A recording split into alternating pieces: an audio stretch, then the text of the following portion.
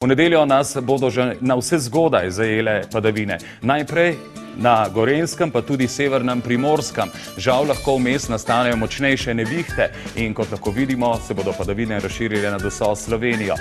Poglejmo še gibanje Isaaca v zadnjih 3 dneh. Po zadnjih podatkih naj bi tropska nevihta, ki se približuje zvezni državi Louisiani, danes zadela kopno. Pa pritiskamo. Jutri zjutraj bo večinoma jasno, na Primorskem bo pihala šibka burja in glede na temperature nam bo prav prišel kakšen dolg rokav. Bolj vroče bo na nogometnih zelenicah oziroma ob. V Zagreb prihajajo Viole, ki bodo poredne modre fante poskušale prepričati v prijateljsko navijanje, če seveda verjamete. Zjutraj bo v hrvaški prestolnici nekje 17 stopinj Celzija, no, nato pa že ob 12:32, na kar samo navzgor.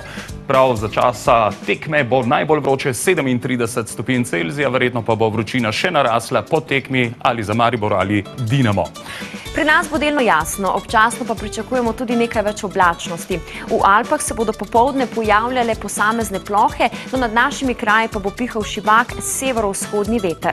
Kot vidimo, se vsi pomiki front odmikajo od Slovenije in se pomikajo proti severu. No, blizu Madeire pa je nastalo tudi, tropska nevihta oziroma ciklonsko območje, ki pa se bo do torka razgradilo in ne bo prizadelo vaših počitnic, če se odpravljate le tja kaj.